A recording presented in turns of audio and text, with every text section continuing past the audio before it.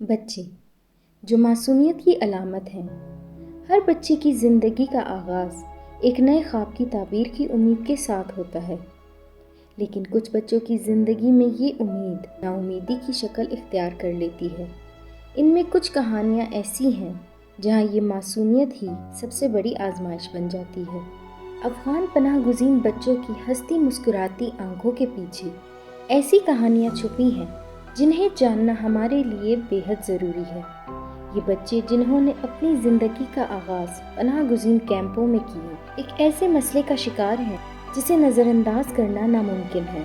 یہ جو بچی ہے اس کو نظر نہیں آتا، تھوڑی اس کی جو آنکھیں ہیں تھوڑی اسکوینٹڈ بھی ہے، تو یہ پیدائشی ایسی نہیں تھی، بالکل پریگنینسی نارمل تھی، سب کچھ نارمل تھا، جب یہ گاڑی میں پیدا ہوئی تھی، جیسے یہ پیدا ہوئی نیچے گر گئی بالکل سر پہ، جیسے یہ سر پہ اپنے گری ہے اس کے بعد سر کا اپر والا ایریا نرم ہو گیا تھا۔ اس ٹائم تک ان لوگوں نے خاص دیکھ بھال نہیں کی تھی۔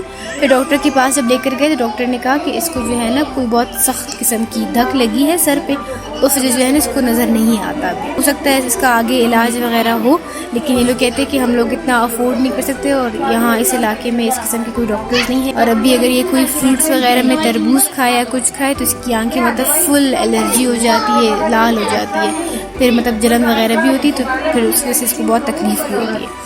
اب یہ صحیح سے دیکھ نہیں پاتی، اور اس کی جو آئی بالز ہے وہ بھی اپنی جگہ پر نہیں ہے۔ کرنٹلی اس کا کوئی علاج وغیرہ نہیں ہو رہا ہے، اور کیونکہ علاج کے لیے ان کو کوئٹہ تک جانا پڑے گا، اور یہاں پہ کوئی ڈاکٹرز وغیرہ نہیں ہیں، اور یہاں سے وہاں تک کا فاصلہ بھی ان کے لیے بہت لمبا ہے، تو اتنا یہ لوگ افورڈ نہیں کر سکتے۔ بھی دیکھ رہے کہ ان کیس اگر کوئی حکومت کی طرف سے کوئی ہیلپ وغیرہ آئے۔ افغان پناہ گزین بچوں میں پائی جانے والی جسمانی اور ذہنی امراض ایک اہم مسئلہ ہے، جو نہ صرف ان بچوں بلکہ ان کے خاندانوں کے لیے بھی مشکلات کا باعث ہے، جو ایک انتہائی سنگین مسئلہ ہے۔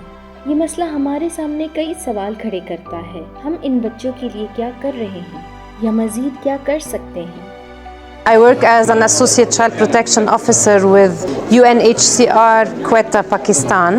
We respond to the refugee Afghan crisis, and we support children, women, men, and persons with specific needs who were forced to flee their country and seek refuge in Pakistan.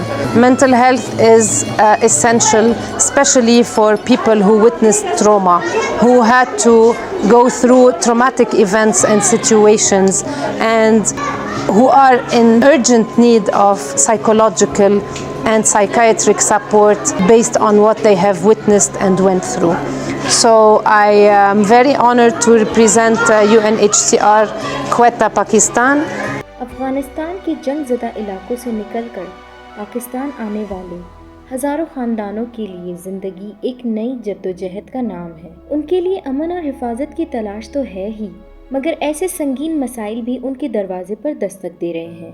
یہ کہانیاں نہ صرف دل دہلا دینے والی ہیں، بلکہ اس حقیقت کی بھی عکاسی کرتی ہیں کہ ہمیں فوری طور پر طبی اور سماجی امداد کی فراہمی کو یقینی بنانا ہوگا۔ ہر بچے کا حق ہے کہ وہ صحت مند زندگی گزارے۔ یہ وقت ہے کہ ہم ان بچوں کے حالات پر سنجیدگی سے توجہ دیں اور ان کے لیے بہتر طبی سہولیات فراہم کرنے کے لیے مل کر کام کریں۔